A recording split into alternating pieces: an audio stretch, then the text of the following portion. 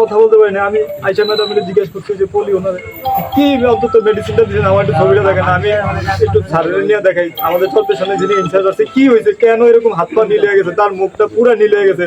আপনারা যদি আমার কথা বিশ্বাস না হয়, এখানে যে কটা মেডিসিনের দোকান আছে ভিতরে আয় আছে, ওনাদের যারাই ছিল তাৎক্ষণিক সবাইকে, সিসি ক্যামেরা আছে, আমার মা আছে, আমার বোন আছে, আমার আরো অনেক আত্মীয় স্বজন ওই মুহূর্তে উপস্থিত ছিল। আমার প্রায় 30 থেকে 40 জনের মতো স্বজন উপস্থিত ছিল, সবাই আছে। সবাইকে আপনারা জিজ্ঞেস করেন যে কেন আমার বোন এইভাবে অকাল বিনা কারণে বিনা দোষে তার একটা নবজাত সে দুনিয়াতে আসবে, আসার মুখ দেখবে, আসার আগে এইভাবে আপনারা এটাও জানেন এই হসপিটাল। আমি 24 বাজারে একজন কাপড়ের ব্যবসায়ী, আমি 24 ঘন্টা বাজারে থাকি। আমার বাবা এই বাজারে দীর্ঘ সম্মানের সহিত 40 বছর ব্যবসা, 40 থেকে 45 বছর ব্যবসা করে গেছে।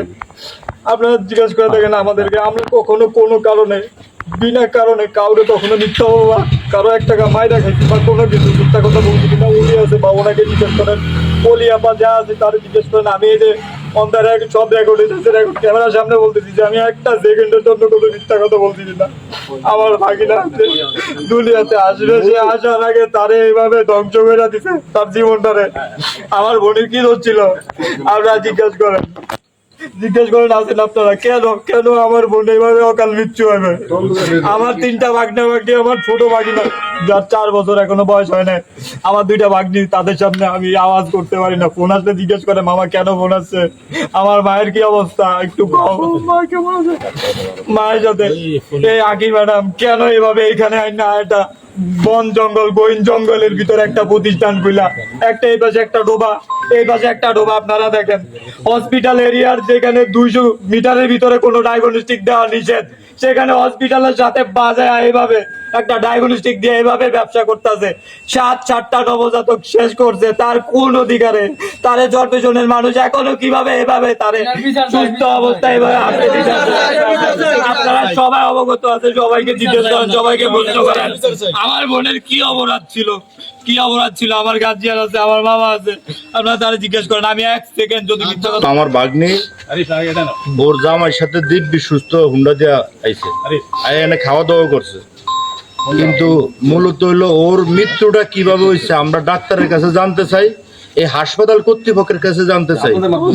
আপনাদের মাধ্যমে, আপনারা সাংবাদিকতা করেন, আপনাদের মাধ্যমে আমার ভাগ্নিটা কিভাবে মারা গেল। যে মেয়েটা জামাইয়ের সাথে হুন্ডা দিয়ে আসলো এই প্রতিষ্ঠানে, আসার পরে দোতলা হাইটে উঠছে, কিন্তু ওরে স্যালাইন দেওয়ার পরে ও দিব্যি জায়গা ছটফটিয়া যায়, মরে যায়, মরে গেল, একটা ইঞ্জেকশন দিল, ও ওরে বোলা ফাটিয়ে দেয়, বোলা লয়ে যান, রুগীর অবস্থা খারাপ, বোলা নিজে বলে আপনাদের রুগী ডেড। আমরা মূলত বাড়াবাড়ি করতে চাই না, আমরা আপনারা সাংবাদিকতা করেন, আপনাদের সামনে আমরা ডাক্তারের মুখের থেকে শুনতে চাই এই ডাক্তারটার দ্বারা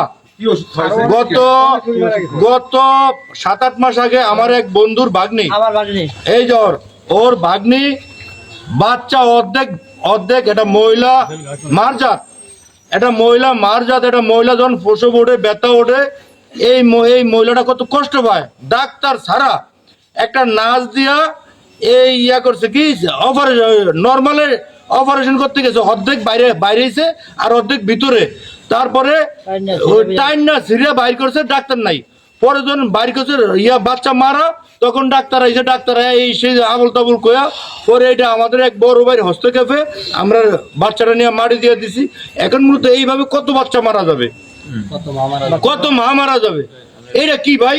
একটা প্রতিষ্ঠানে এইভাবে, আমাদের প্রতিষ্ঠান, আমাদের চরপেশনের প্রতিষ্ঠান, আমরা চাই না এই প্রতিষ্ঠানটা ভাঙতে, কিন্তু আমরা চাই না একটা সুস্থ সমাধান। এখন আপনাদের অভিযোগ হলো আমাদের ভাগ্নিরা কিভাবে মারা গেল, আমরা আপনাদের মাধ্যমে ডাক্তারের কাছ থেকে জানতে চাই।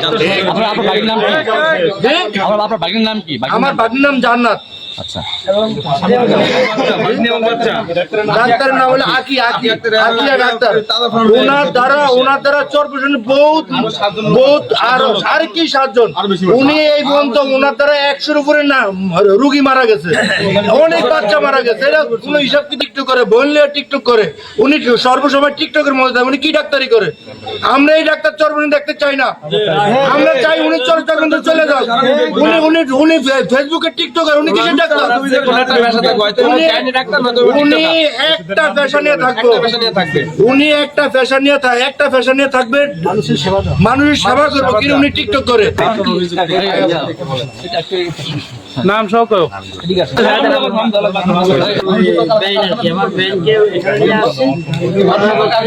আমার ভালো হবে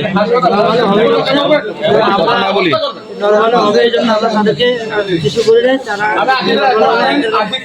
1 থেকে 1.5 ঘন্টা পরে বলছিলেন রোগীর অবস্থা ভালো না সিজার করেন পরে সিজার করতে যায় তারা সিজার করে নাই সন্তান অর্ধেক বাইরে এসে আর অর্ধেক বের হয় না উনি কোথায় যেন চলে গেছে ওনার ডায়াগনোস্টিক আরেকটা আছে ওই জায়গায় চলে গেছে কিন্তু এখানে ও ভাই কি করলো রে